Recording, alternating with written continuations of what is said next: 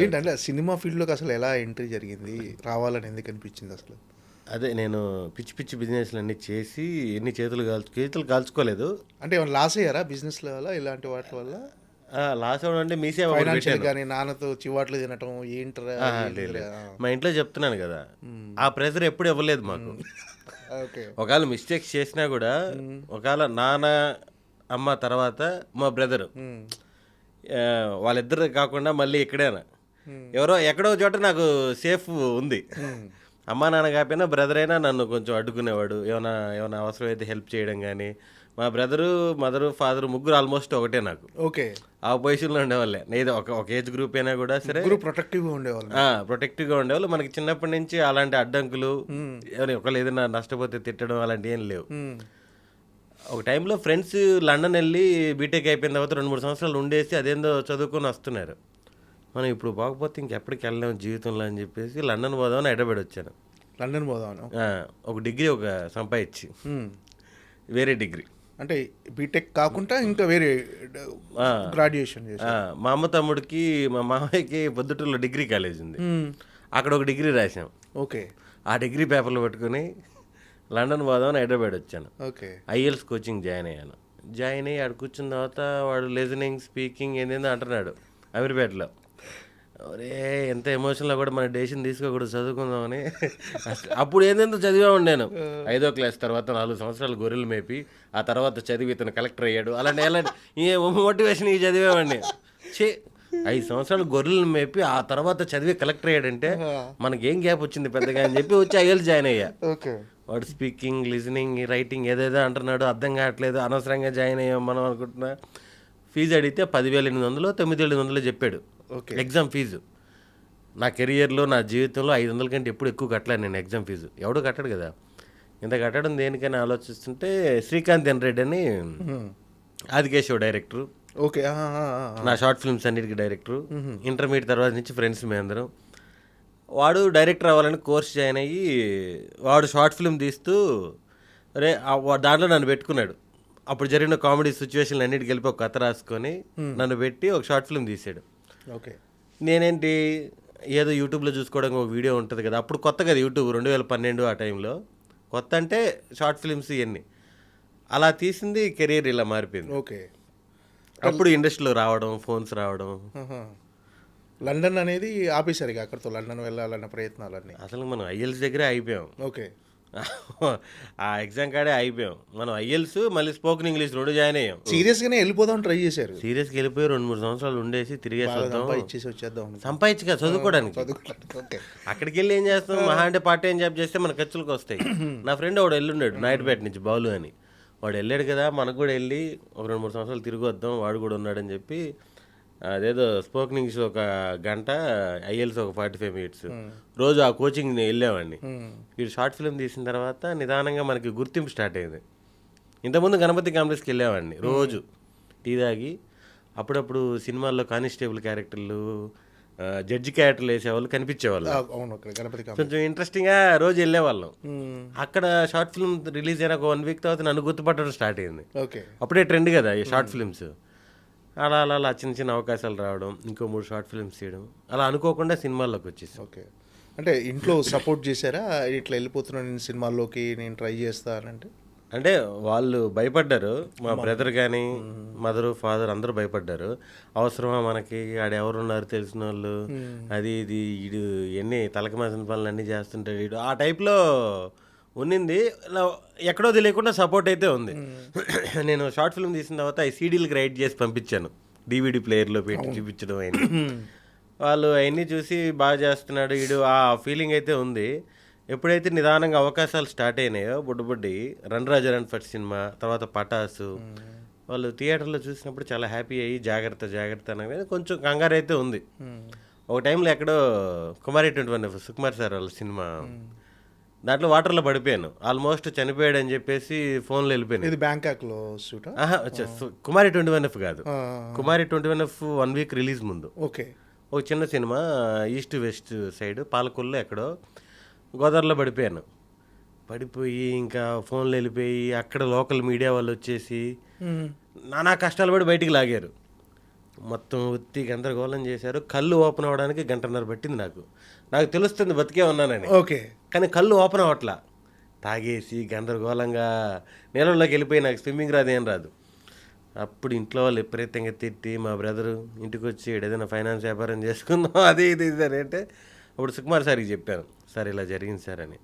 ఒరే అనవసరంగా కుమార్ 21F నీకు అంకితం చేయాల్సి వచ్చేది కదా అదే సార్కి జరిగిన ఇన్సిడెంట్ చెప్పారు ఆర్యా టైంలో. అవును. ఆయన కూడా అలాగే పడిపోయారు. బన్నీ గారు వచ్చి లాగారు, ఒక లైట్ మ్యాన్ వచ్చి ఇతన్ని కాపాడాడు, అవన్నీ చెప్పారు సరదాగా. అందుకని గుర్తుంది. కుమారి 20Fకి 1 వీక్ రిలీజ్ ముందు. ఓకే. అంటే ఏ సినిమాది షూటింగ్ అది? అది జానకి రాముడు అని అప్పుడు కావేరీ ట్రావెల్స్ వాళ్ళు ప్రొడక్షన్. జానకి రాముడు సినిమా. ఆ సినిమాకి జరిగింది. అలా భయపడుతూనే ఉన్నారు. కొంచెం పర్వాలేదు, సినిమాల్లో ఫ్రీక్వెంట్ కనిపిస్తున్నాడు అన్నప్పుడు కొంచెం ధైర్యం. అంటే ఆ టైంలో అమ్మ నాన్న బాగా భయపడ్డారు, ఎందుకు ఇదంతా. భయం అయితే ఉంటుంది కదా. మా బ్రదర్ కూడా వీళ్ళందరూ కూడా వద్దు ఇంటికి వచ్చి వ్యాపారం మాకు ఎట్టో వ్యాపారాలు కామనే కదా. అంటే సినిమాలో ఇలాంటి అంటే అది షూటింగ్లో కదా, షూటింగ్లో భాగంగా పడిపోయారు అంతేనా మీరు? షూటింగ్లో భాగంగా పడిపోయా. అప్పుడు ఏదో చిన్న చిన్న ప్రాబ్లం, 62 కాల్ షీట్ అయితే వీళ్ళు మధ్యాహ్నం నుంచే చేసేద్దాం, టీం తక్కువ మందిని తీసుకెళ్ళి అదేదో దాంట్లో జరిగింది. అలా 1 by 1 అదొకటి. నేను ఇండస్ట్రీకి వచ్చిన కొత్తలో హీరో ఉదయ్ కిరణ్ గారి ఇన్సిడెంట్ జరగడం, కొంచెం ఎక్కడో తెలియకుండా ఇండస్ట్రీలో స్ట్రగుల్ అవుతారేమో, చెప్పుకోలేరేమో, ఆ దాంట్లో అవకాశాలు రాకపోతే అలా భయపడేవాళ్ళు, సెక్యూర్గా ఫీల్ అయిపోయి.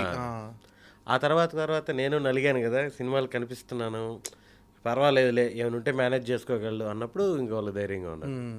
రన్ రాజా రన్లో ఫస్ట్ అవకాశం ఎలా వచ్చింది అసలు?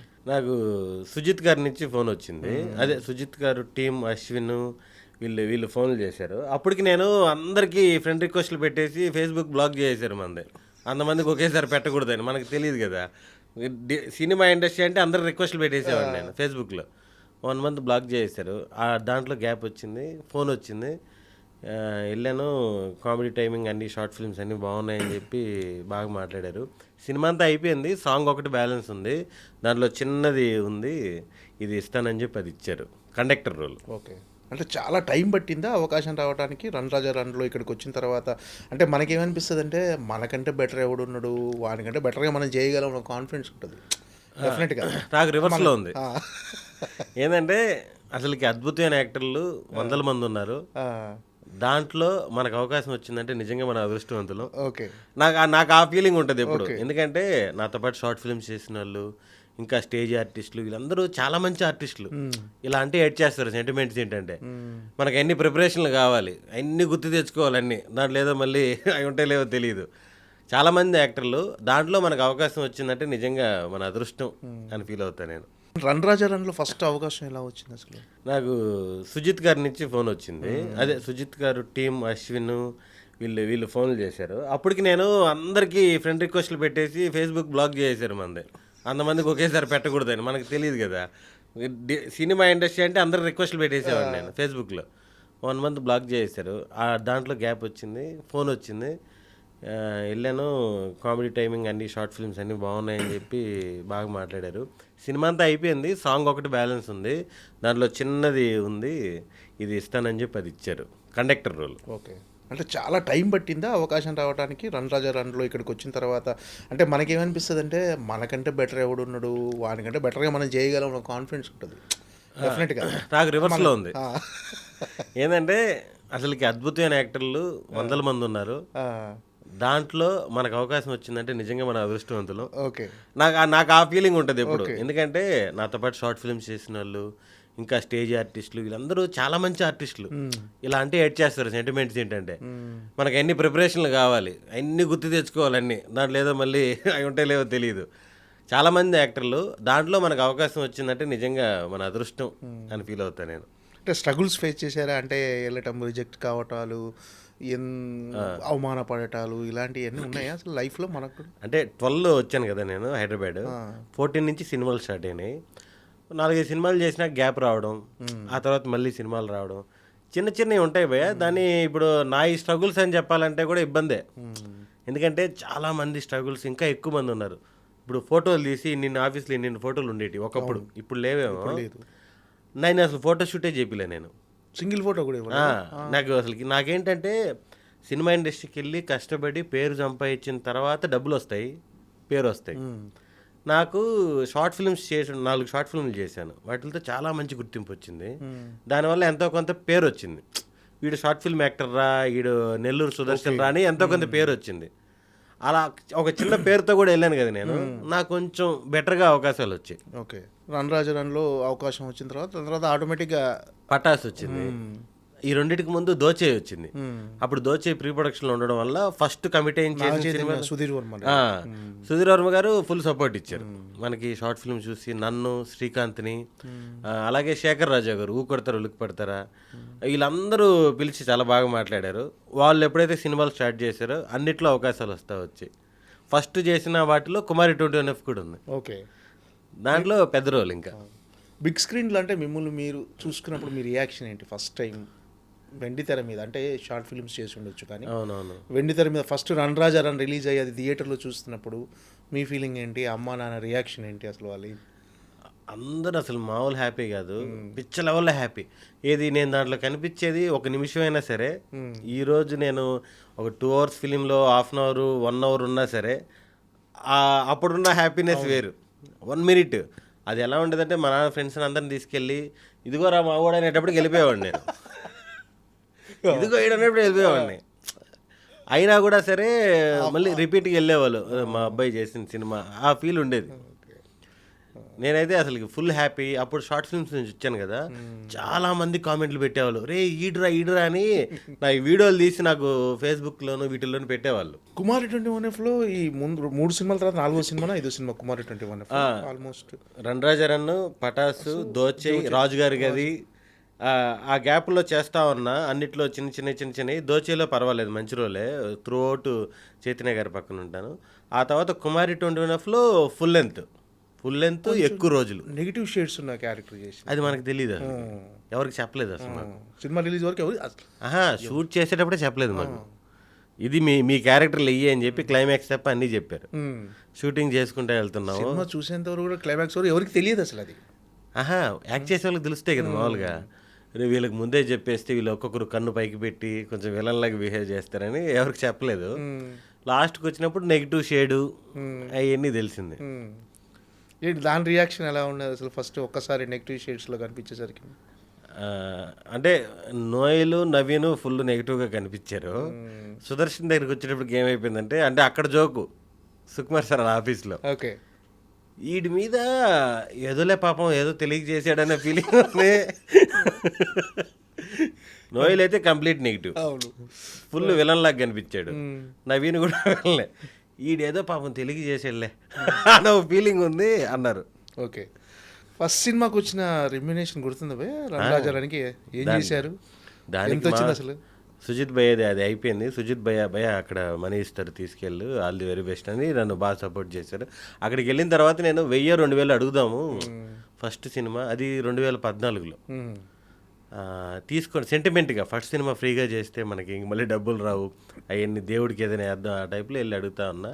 వాళ్ళు కూడా అక్కడ నరసింహ భయ్య కాదులే సినిమా బడ్జెట్ ఎక్కువైంది, నెక్స్ట్ సినిమా నుంచి మంచిగా రెమ్యునరేషన్ ఇస్తాం, ఇది కొంచెం చూసుకో అంటున్నారు.